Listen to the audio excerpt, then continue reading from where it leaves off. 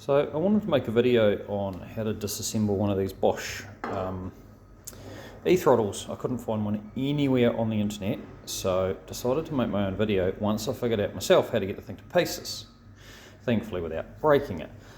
So, end of throttle body has a cover on it, plastic cover. It's held on with these little spring clips. They're pretty easy to get off. You just get a screwdriver under the side of them and just pop them off. You can get them off without breaking them. Pop the cover off the side. It's got two contacts in here. You have to be a little bit gentle getting that off, but it comes off fairly easy once you get it off. In here you'll see the motor and the drive gear. So there's a drive gear there that pops onto this shaft here. It just slides off nice and easy. The throttle blade comes out fairly easily. Pop that out from in there. Got two T15 Torx screws. You'll have to get the right Torx bit to get them out. It just pops out of the slot in the shaft. Now for the difficult bit, and this is the bit I couldn't find any information on that nobody's recorded before. So in the end of here is a metal cap. It is pressed in. It's not the easiest to get out. There's a few different approaches. What I did was I actually TIG welded a tiny wee piece of TIG filler wire on so I could pull it out.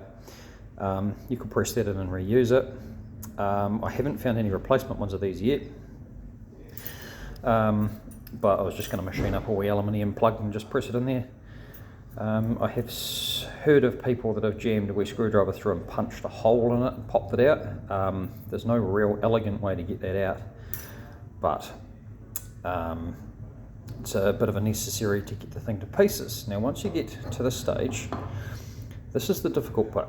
So to get the shaft out, so it's got a nice big spring under there, it actually is all fairly easy. I'd recommend taking some photos of how it all sits, but it is actually fairly easy to get it back together, which is what I was worried about. But what you have to do, down the end of there under the cap, to the end of the throttle shaft, you have to get in there and give that a pretty decent smack with a hammer. On this diameter here, there's a needle bearing in here, and that is actually a press fit. So that's what holds the whole thing together. If you try to smack it that way, those look like they are laser welded together and they're not that strong. So I did find a forum post of someone that had managed to break theirs.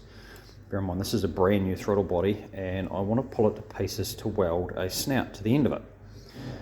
So I need to get all the electronics and all the heat sensitive parts out. But yeah, so I give it a smack through there. Be careful you don't damage this face or any of these components.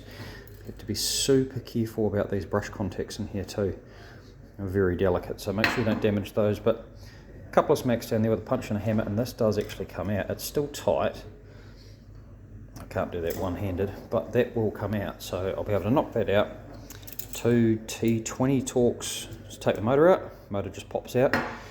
Make sure you don't get any metal filings or anything in there because that is magnetic and you can pretty much not get them out of the inside of there. But that will mean I can then stick this in the mill, machine this face down. I'm going to press a snout on with a tube fitting, hold an intercooler pipe on it, and then reassemble it, and it can go back on my manifold. Hopefully this is helpful because I spent hours trying to find this information and it's not anywhere on the internet.